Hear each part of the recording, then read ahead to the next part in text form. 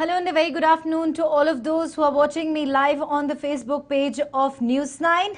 I'm Neha. The Karnataka government, much to the surprise of everyone, has allowed exemption for central state ministers and airline crew as well from institutional quarantine.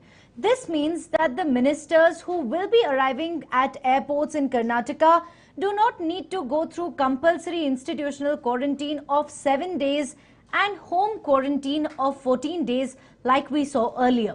So what exactly happened? Let me quickly give you a recap how all of this panned out. Union Minister DV Sadananda Gowda arrived at the Kempegowda International Airport from the national capital on the 25th of May, that was yesterday. However, the Union Minister, with a clear disregard for rules, skipped the mandatory thermal scanning, also got into his car and left to his residence. He later also conducted a meeting with the ministers. Several important ministers were in fact in attendance, be it Medical Education Minister Mr. K. Sudhakar, or be it any other important name. All of these people were present in the meeting that was chaired by DV Sadananda Gowda in B.S. Yediyurappa's cabinet in in fact in Vidhana Sauda. So he also skipped institutional quarantine. The minister said, and I quote, "Guidelines are applicable to all citizens, but there are certain exemption clauses for those who hold certain responsible posts." So yes, the union minister wasn't entirely wrong. But what caught everyone's attention is the fact that on 25th of May, the Health and Family Welfare Ministry made it official that central and state government ministers arriving from other states are exempted from quarantine, even though these exemptions were allowed in a supplement to the standard operating procedures issued on the 23rd of May itself. So here is the question, that why is it that after, in fact, it was issued on Saturday, but why was it made public only after DV Sadananda Gowda quoted controversy? On one side, we are seeing that the numbers are exponentially increasing. I have with me today's COVID-19 numbers. You can see, in fact, today alone, Karnataka has registered 100 positive cases. With this, the state's tally reaches to 2,282, and in fact, 44 people have succumbed to COVID-19. At this point of time, when it was expected that the state government, the ministers, be it from the center or be it from the state, will be setting an example to others, will follow all the set rules, but that clearly did not happen, especially in the case of DV Sadananda Gowda. So the Congress party leaders also asked several questions. I'm quickly going to read out Congress party's tweet for all of those who are watching me live on the Facebook page of News9. So the Congress party leaders asked, Union Minister DV Sadananda Gowda flouts all COVID-19 norms, lands from Delhi, walks away without quarantine. Karnataka government rules has no exemption for anyone. How can he come up with his own rules? Is he not putting all of his primary contacts under health risk? Why no action? So this is exactly what the Congress party leaders asked, and soon after this, we had an SOP, in fact, issued by the concerned department, by the Health and Family Welfare Department.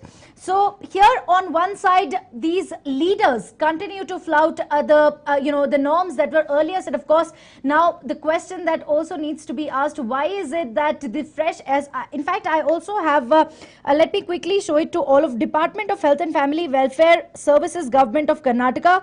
This is the SOP that was just issued on the 25th of May by the Health and Family Welfare Minister, but it was in fact already, these exemptions were allowed in a supplement to the SOP that was issued on May 23rd itself, but was only made public after DV Sadananda Gowda quoted controversy, and he also said that I am a minister, I am exempted from this. He was not entirely wrong, as I mentioned this, but the question that needs to be asked at this point of time is, the fact is that Karnataka ministers are not immune to COVID-19. In fact, in a way, they are more susceptible to contract the deadly virus, given the fact that they do meet public, and of course, COVID-19 primarily spreads from person to person. So we see these ministers going from one place to another and also meeting n number of people. So why is it that rules are different for the Aam Aadmi and rules are different for our netas? So apart from this, any person who has tested negative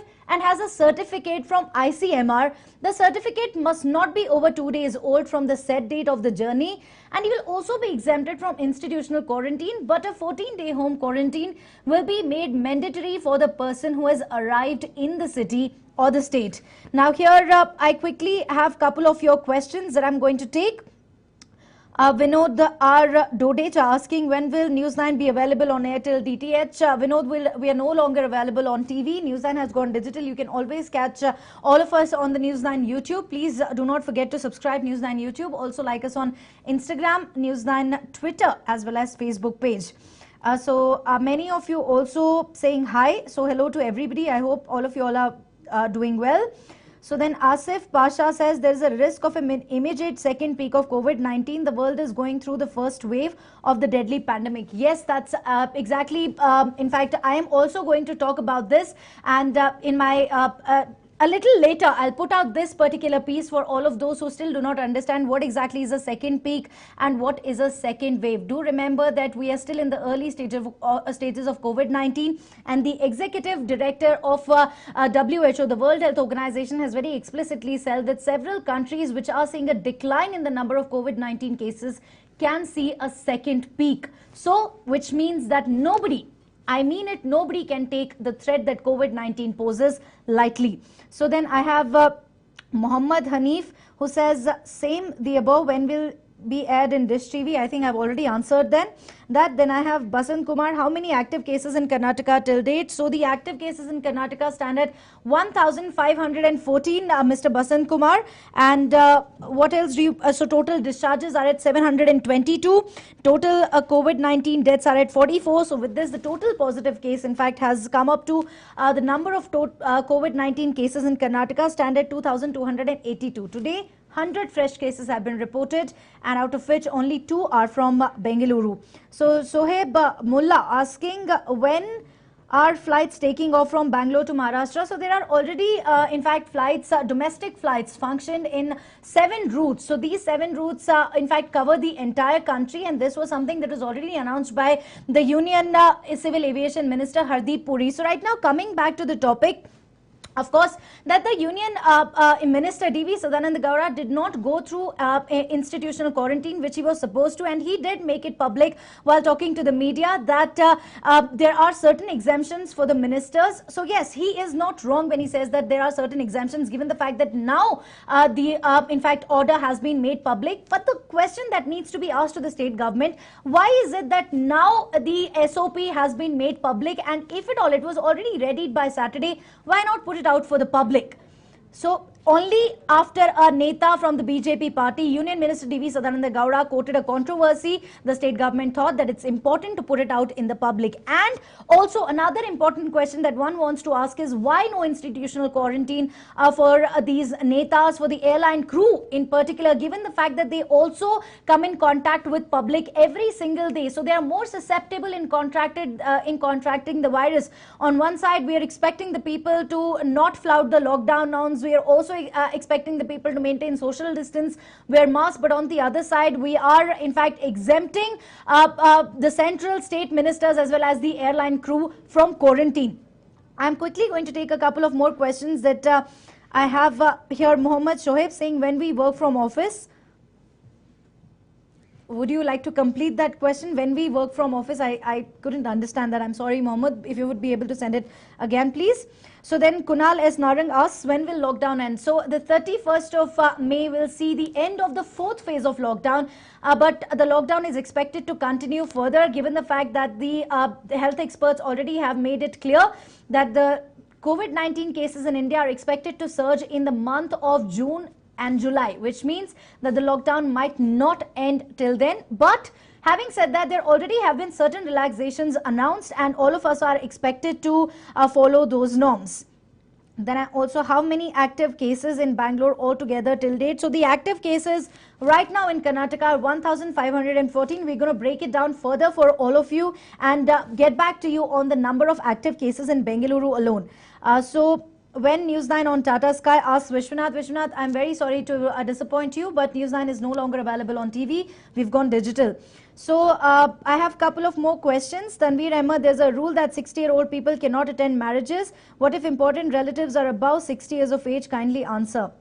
What if important relatives? I'm sure if I'm getting it right, your life is more important than any of your relative. So yes, when you say that people above the age of 60 are more susceptible in contracting the virus, they are more vulnerable in contracting the virus. So it is always advisable for the people who are above the age of 60 to stay inside your houses and not attend large public gatherings.